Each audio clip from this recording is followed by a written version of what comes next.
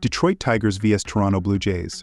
The Toronto Blue Jays are presently ranked 5th in the American League East Division, with a season record of 44 wins and 52 losses. In this season, the Tigers have been averaging 4.06 runs and 7.79 hits per game. Their team batting average stands at .236, and they have an on-base percentage of .311. The Tigers' run differential for the season is -66. On the other hand, opponents have been scoring an average of 4.75 runs per game against the Tigers and have been achieving 8.53 hits per game. The opponent's batting average against the Tigers is .253, and they have an on-base percentage of .320 this season. The Toronto Blue Jays have a season record of 47 wins and 49 losses against the run line. Their record against the run line when playing at home is 15 wins and 30 losses. After securing a win, the Blue Jays have a run line record of 17 wins and 25 losses this season. In their latest game, the Blue Jays successfully covered the run line, a feat they have achieved in 8 out of their last 9 games. The Detroit Tigers are presently positioned 4th in the American League Central Division, with a season record of 47 wins and 50 losses. Throughout this season, they have averaged 4.26 runs and 7.87 hits per game. The team's batting average is .234, and they have an overall on-base percentage of .299. The Tigers have a run differential of -7 this season. On the other hand, opponents have averaged 4.33 runs and 8.14 hits per game against the Tigers. The opponent's batting average against the Tigers is .242, and they have an on-base percentage of .302 this season. The Detroit Tigers have a record against the run line this season of 47 wins and 50 losses. When playing away games, their run line record for this season is 26 wins and 23 losses. In the games following a win, the Tigers have a run line record of 22 wins and 24 losses. Recently, the Tigers have been performing well against the run line, covering it in their last 2 games and in 9 out of their last 10 games. The visiting team run line trends are definitely something to consider in this matchup. Go with the Detroit Tigers 1.5 runs. This season, the Toronto Blue Jays have seen 48 games exceed the posted total, while 48 have fallen short. When playing at home, the Blue Jays' record for games exceeding the posted total stands at 2.3211. Following a victory, the Blue Jays have a 2.3172 record for games going over the posted total. Their last 5 games and 7 of their last 8 have exceeded the posted total. On the other hand, the Detroit Tigers have seen 51 of their 97 games this season surpass the posted total. As the visiting team, the Tigers have a 2.623 record for games going over the posted total. Their last game did not exceed the posted total, but 4 of their last 6 games did. Given these trends, there's a significant likelihood that the result of the upcoming match between these two teams will exceed the posted total. Go with over 7.5 runs. Tampa Bay Rays vs New York Yankees. Despite New York's success, the Rays have seemingly had the number of the Yankees, splitting their last 10 meetings. Most recently, they took 2 of 3 from the Yankees in early July. However, this will take place in New York, and the bona fide ace of the New York will be on the hill. I trust him to have a solid start similar to the 3 he had earlier this season. The Yankees will be looking for revenge after failing to secure the top spot in the AL East before the All-Star break in Baltimore. Both teams should be well rested, and the sluggers of Judge and Soto had a couple of at-bats in the All-Star game to keep their momentum going.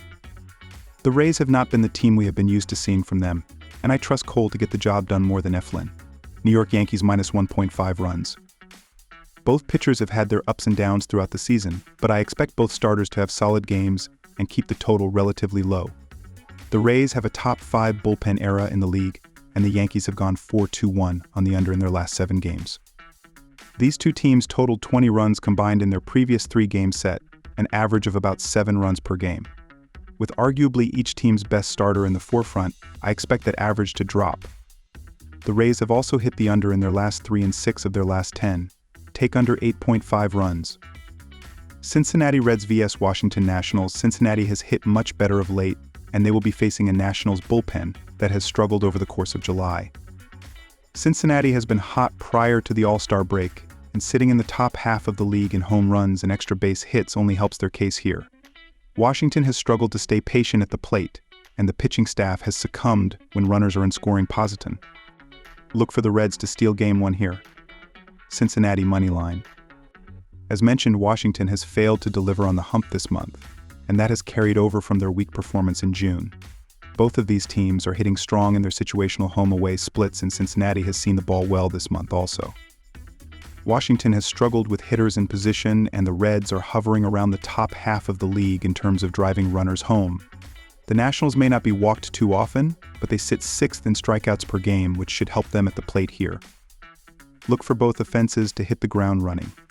Take over 9 runs. Philadelphia Phillies vs Pittsburgh Pirates. The Phillies and the Pirates start their weekend series for the first matchup of the second half of the season. Philadelphia holds the best record in baseball, and they will show that on Friday night. The Phillies will be starting Aaron Nola, who has an ERA of 3.38. He has also an ERA of 1.86 when pitching against the National League Central Division.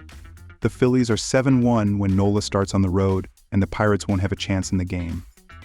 Pittsburgh's offense is far too weak with their batting average of .221 against the Phillies. Take Philadelphia Phillies minus 1.5 runs. The Phillies are 6-2-3-4 overall this season. Philadelphia is in first place in the National League East Division. They lead the Braves by 8.5 games in the divisional race. Philadelphia leads the entire sport with their outstanding record. They are 3.5 games ahead of the Guardians for the best record. Prior to the All-Star break, the Phillies have won 4 of their last 6 games coming into Friday night. On Friday, the Phillies will start Aaron Nola.